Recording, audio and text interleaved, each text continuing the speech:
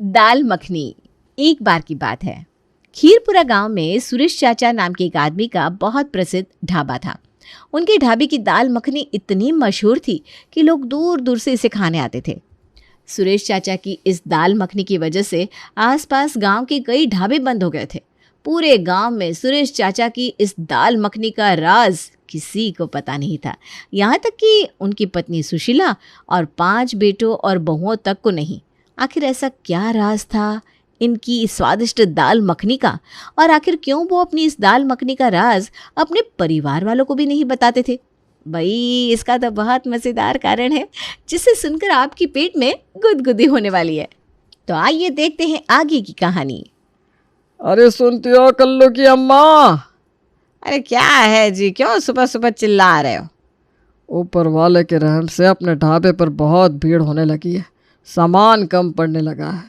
इसलिए आज मैं शहर जा रहा हूँ, वहाँ से कुछ अच्छे मसाले और दालें ले आऊँगा। तब तक तुम ढाबे को संभालना, मैं शाम तक आ जाऊँगा। ठीक है जी, आप सामान ले आइए। सुरेश चाचा ने अभी एक कदम घर के बाहर रखा था कि बड़ी बहू ने पीछे से छींक दिया। सत्यानाश कर दिया ना आप शगुन तुमने बहू, दिखाई नहीं देता तेरे ससुर जी बाहर जा रहे हैं, तूने छींक दिया। माफ़ करिए माँ जी, मैंने छींक रोकने की बहुत कोशिश की पर वो रुकी नहीं। ठीक है, अब ज़्यादा बहाने मत लगा, जा यहाँ से। मेरे लिए एक कड़क चाय बना के ला, बहुत ठंड पड़ रही है। जी माँ जी, अभी लाई। सास सुशीला ने चाय की चुस्की लगाई और फिर गुनगुनी धूप में बैठकर रामायण पढ़ने लगी और बाकी सब अपने अपने कामों में लग गए। दोपहर हो गई थी। आज जाने क्यों सुशीला जी का मन बहुत बेचैन हो रहा था। तभी दरवाजे की घंटी बजी। सुशीला ने दरवाज़ा खोला तो गश खाकर नीचे गिर गई और पूरे परिवार पर मातम छा गया। घर के दरवाजे पर सुरेश चाचा की लाश थी। घर में सभी लोगों का रो रो कर बुरा हाल हो रहा था।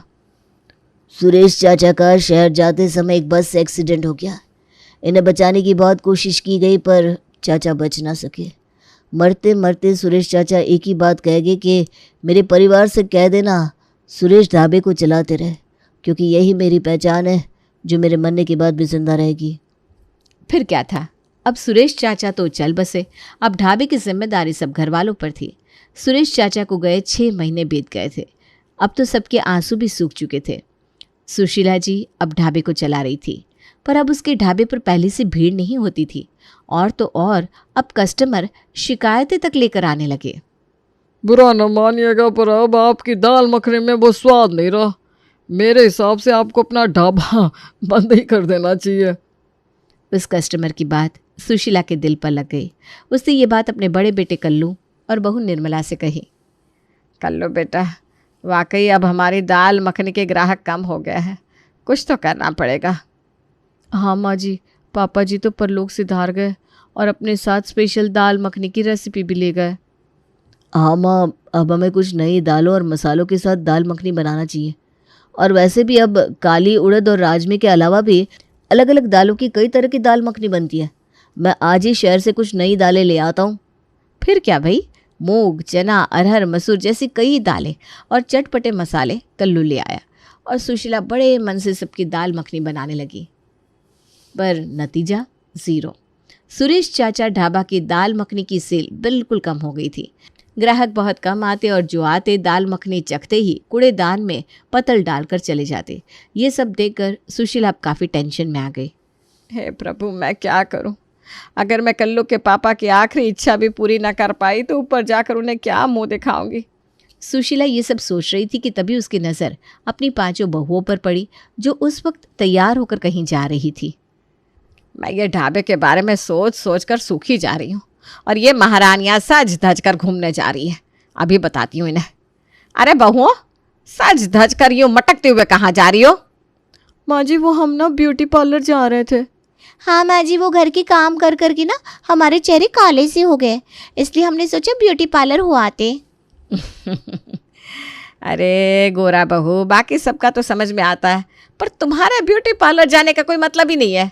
इंसान गेहूं से गोरा हो सकता है पर काले से गोरा नहीं हो सकता। अरे माँ जी, वो सीमा पार्लर वाली कह रही थी कि कोई बढ़िया क्रीम आई है उसके पास, पारस सा मेरा चेहरा चमका देगी। क्या पता पारस सा चमकाए या काली कढ़ाई सा। सास सुशीला की बातें सुनकर सभी बहुएं खिलखिलाकर हंसने लगी। आप भी ना माँ जी। अरे तुम सबको कहीं जाने की ज़रूरत नहीं है। मेरे बेटों की कमाई तुम लोग सीमा पार्लर में जाकर बर्बाद करती हो। देखो, मुझे तुम लोगों से ज़रूरी बात करनी है। बताइए ना माँ जी। तुम्हारे पिताजी की आखिरी निशानी ये ढाबा ही है, जो अभी बिल्कुल नहीं चल रहा।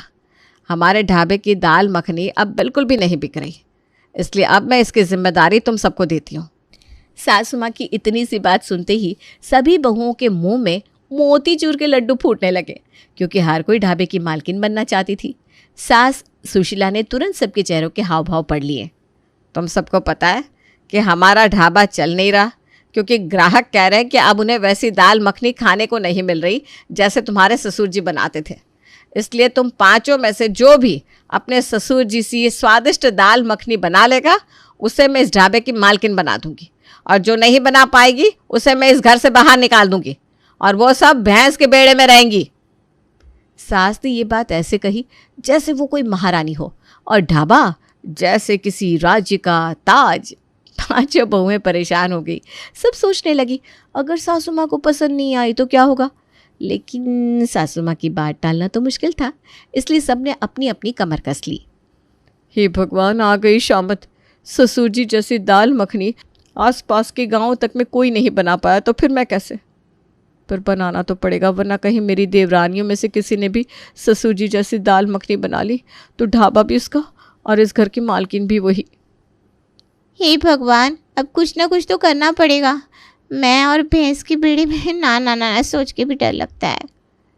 कुछ तो जुगाड़ बिठाना पड़ेगा, वरना गोरा भैंस के उपले पातने की प्रैक्टिस कर ले। मैं इस घर में रानियों की तरह ऐश करती थी। अगर दाल मखनी नहीं बना पाई तो सासू माँ गोबर के बेड़े में पहुंचा देंगी। क्या करूँ क्या करूँ क्या करूँ? आइडिया! मैं इन चारों को दाल मखनी बनाते हुए चुपके से देखूंगी और इन सबसे अच्छी बनाऊंगी, और फिर ढाबा भी, राजरानी का, और घर भी। वाह राजरानी, क्या तरकीब सोची है। जब से ससुर जी गुजरे हैं हमारी दाल मखनी कोई नहीं खरीद रहा।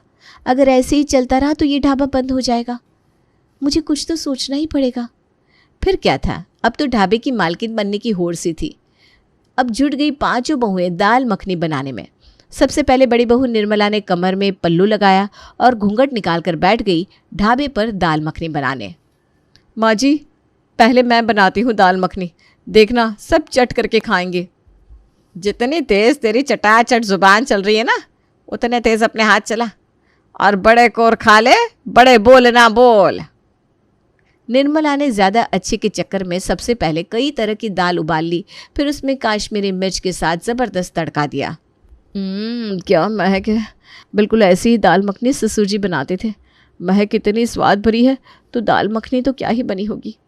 रोज़ की तरह आज निर्मला दाल मखनी बेचने लगी और सास वहीं उसकी दाल मखनी का रिजल्ट देखने के लिए बैठ गई। पर ये क्या, पानी पानी, कितनी मिर्च है भाभी जी?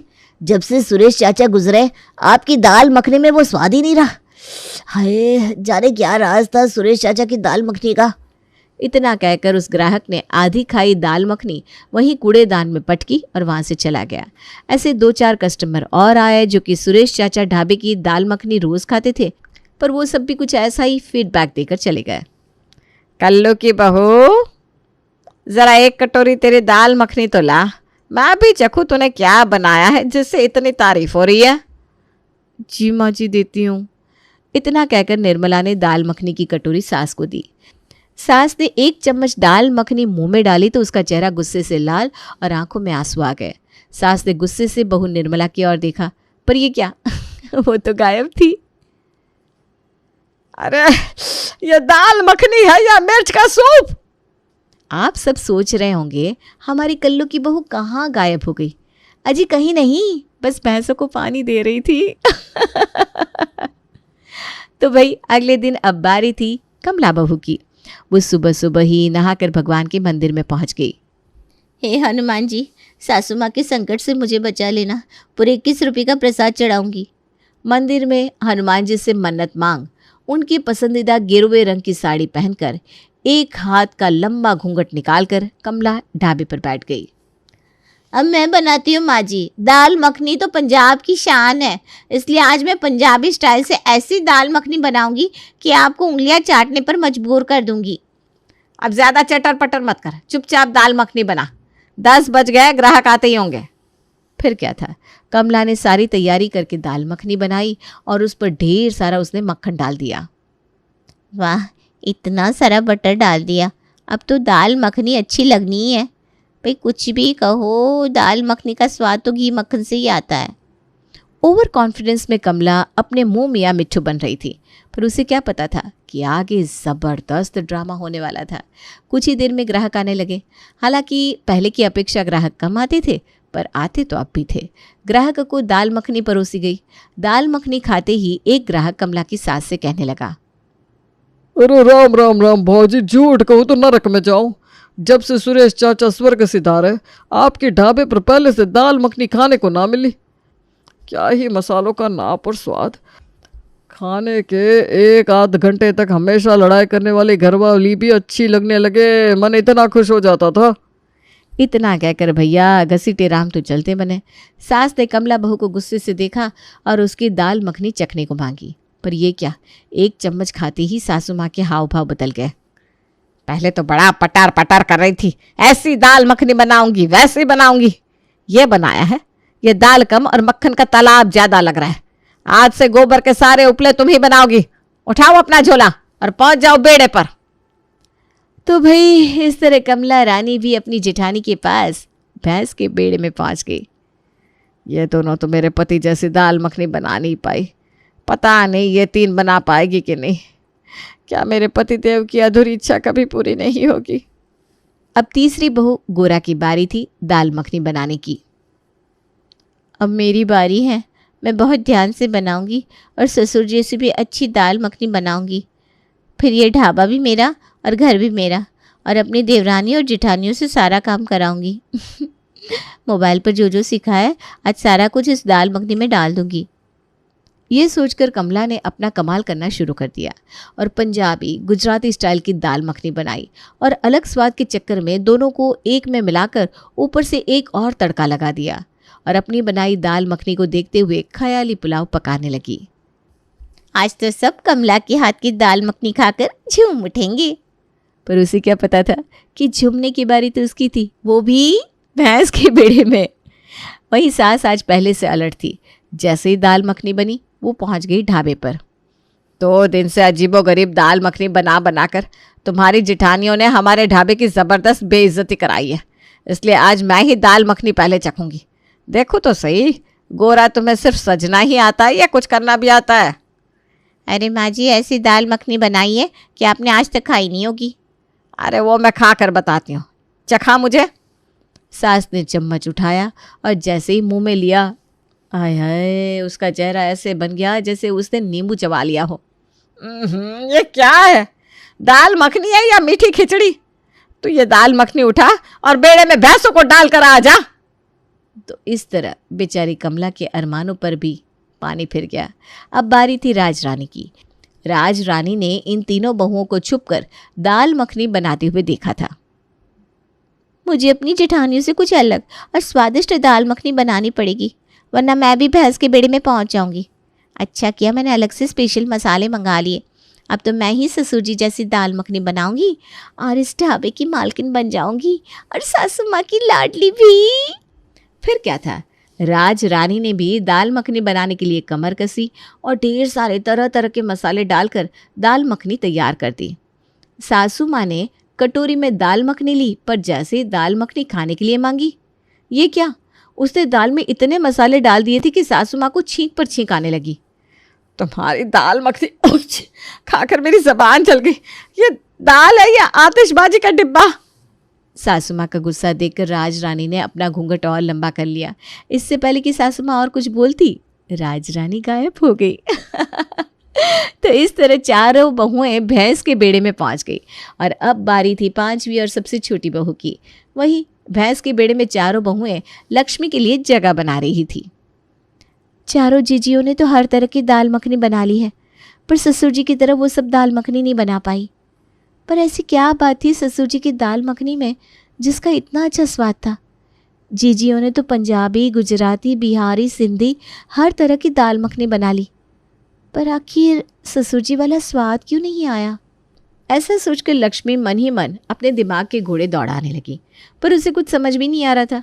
तभी उसे ससुर जी की एक बात याद आई जो वो अक्सर सास से कहा करते थे। कल्लू की अम्मा, जो स्वाद तुम्हारी चाय में है वो किसी और की चाय में नहीं। अपने प्यार के अलावा ऐसा क्या मिलाती हो जो तुम्हारी चाय इतनी स्वादिष्ट बनती है। सच कहता हूँ कल्लू की अम्मा, जब मैं मर के ऊपर जाऊंगा तो तुम्हारी इस चाय को बहुत याद करूंगा। हाँ जी, आप बिना कल्लू के पापा ये मरने मराने की बात ना किया करिए।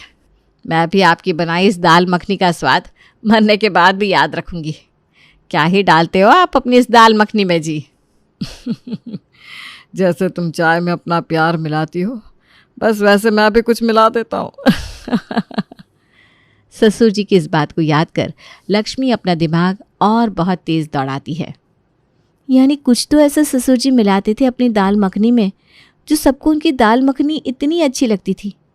ज़रूर कुछ तो है और वो ढाबे में ही होगा। ऐसा सोचकर रात में लक्ष्मी ढाबे में पहुंच गई और वहाँ एक एक चीज़ देखने लगी। तभी उसकी नज़र सबसे ऊपर की अलमारी पर गई।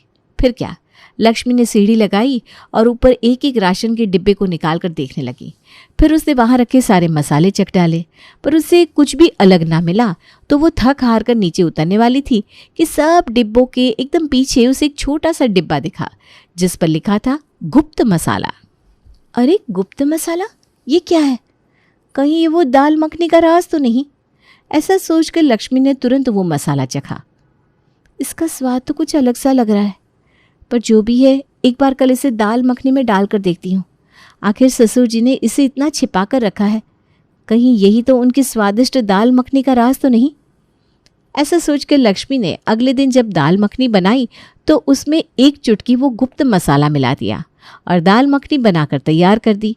जैसे ही सास ने दाल मखनी चखी तो उनकी आंखें खुशी से चमक गई। अरे वाह, यही तो है मेरे मन की दाल मखनी। तुम्हारे ससुर जी की दाल मखनी आखिर कैसे बनाई तुमने? माँ जी, मैंने कुछ नहीं किया, ये तो बस उस गुप्त मसाले का कमाल है जो ससुर जी डालते थे। तब तक चारों बहू भी थकी हारी वहीं आ जाती हैं और ये सब देखकर अपना माथा पीट लेती है कि काश हमने भी थोड़ा दिमाग लगाकर मसाले चेक कर लिए होते। उनके 10 कोने के बने मुंह को देखकर सास ठहाके लगाकर हंस पड़ती है। छोटी बहू, दिल जीत लिया तुमने। बाकी बहुओं जरा सीखो इससे, हुनर नहीं तो दिमाग लगाना ही सही। छोटी बहू, तू ही सच में हमारे घर की लक्ष्मी है। चल, इन सबको भी वो मसाला डालकर दाल मखनी सिखा दे। और तुम चारों अकल की अंधियों, अपने अपने झोले वापस घर में ले जाओ। मैंने ये प्रतियोगिता इसीलिए रखी थी ताकि तुम सब में कोई तो ससुर जी की स्वादिष्ट दाल मखनी के राज तक पहुंच पाए। सासू जी, आप तो बहुत चालाक निकली। हाँ, ऐसी तुम पांचों की सास नहीं हूं मैं। फिर क्या, सुरेश चाचा का ढाबा अमर हो गया और ढाबे पर पहले जैसी भीड़ होने लगी।